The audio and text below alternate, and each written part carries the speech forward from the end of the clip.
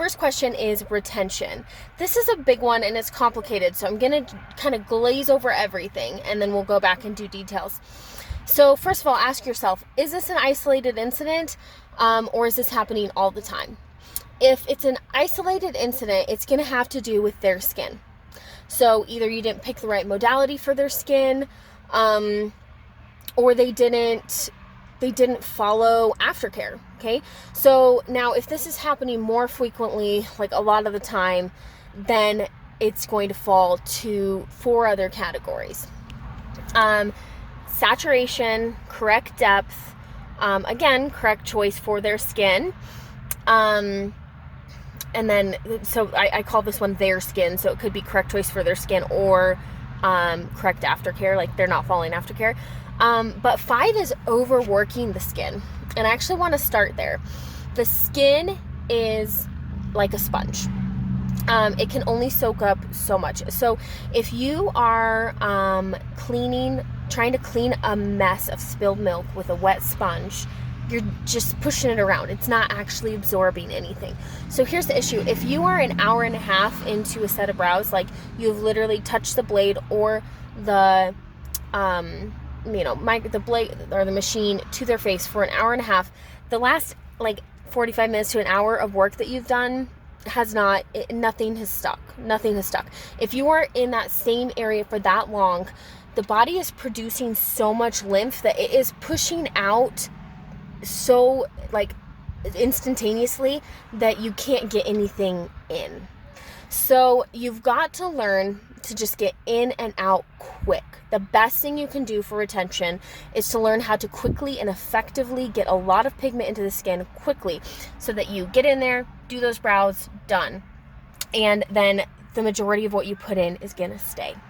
I feel like honestly that's one of the biggest differences between beginners and people who have better retention, have been doing this for a bit, is that they know the tricks to getting the brows done quick, and therefore the retention is better. So going hand in hand with that, correct modality, kind of backing up one to the number 3, if their skin is overly scarred or saturated, if they have other pigment in there, same thing. It can only take so much, right? So if it's oversaturated, even if it's a light color, you're like, it's a light gray, it's a light pink, this should be able to cover. Again, the skin is like a sponge. It can only soak up so much color. So sometimes, even if it's not overly saturated, you still have to do removal. The thing that goes hand in hand with that, both removal and previous work, is scar tissue. I've noticed that mature skin clients that have like that lots of sun damage, mature skin clients, like that kind of heavily set wrinkle where you almost like pull on the skin and it just barely budges. There's no stretch to it. Do you know what I'm saying? You pull it and it just feels like it's so firm. So that's like thick skin. And then large pore skin, actually almost all my male clients, there's several clients that just have really thick skin, and in that case, like, microblading is just out. It's just out. If you are so bound and determined to do it, you've got to do a larger needle. So like I have my max pigment blades. Really the only difference is that those are 0.25 millimeters in thicknesses instead of like my Ultra Crisp, for example, is a 0.18. So that's like that's over 30% larger of a needle. So because it's thicker. So if even pixel blading, clients like this, I'll actually pixel blade with my Shade Me original pixel blade. So I'll do my Shade Me single row and I'll pixel blade with it. Because popping through that scar tissue, that top layer, is hard. The other issue with microblading that type is that to pop through that tougher top layer but not go too deep is so hard. So a lot of times when people do sun damaged skin, it ends up getting really ashy, and I'll tell you why.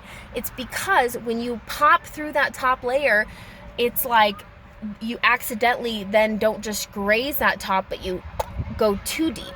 So it goes from having thick skin and being hard to get through to going too deep on that skin. And then when you go too deep on that skin, it goes ashy. So, right modality for the skin type is super important. We'll do another video on that. I'm already 5 minutes into this one, I'm sorry. So you might have microbladed somebody with thick skin and gone too light and, you know, not gotten through that, popped through that. You might have gone through so deep that they're actually bleeding and it bled out the pigment. You know, but wrong modality is huge, especially when it comes to corrective work. And those harder skin types that we already talked about. Correct depth is the next one on the list. In that, I have a video showing a visualization of it, but for microblading specifically, you want to be able to pull on the stroke to separate it, and it should be kind of a pretty even balanced channel where you can actually see that indentation. If it doesn't separate at all, you didn't go deep enough. But if when you pull on it, it gapes, like it goes like a crescent shape, like so in the center, it spreads, like, so it's like it starts like this and it spreads, the center widens out, then that's too deep. But again, I have a video that shows this. I'll see if I can find it and put it in the comments. If not, it is a part of my stroke boot camp, which is free. So, okay, so correct depth, that's how you can tell with machine and pixel plating. Essentially, when you take a tissue and you press, you want to see just like lymph and a few droplets of blood, and that's 90% of the time how you can tell that you're correct depth with that. If it's only lymph, you're probably not going deep enough, because again, you got to graze that, you have to graze that dermal layer, and that is where the blood is. So if you have zero blood, you're probably not going deep enough. But with machine and pixel plating, if you see the pigment in the skin, generally it's not too superficial, generally. Okay, what else? The last one is saturation. And really all that is that you're just not getting enough pigment into that skin. So, the hard part about that is a lot of people go, okay, I need to get this more saturated, and then they end up overworking a brow, and then it goes backwards. So, you know, you just get as much as you can in there, but, you know, watch your lymph production. But sometimes people just really keep everything really light and airy, and especially with microblading, they're not carefully tracing over the exact same strokes again, and then you end up with bad saturation.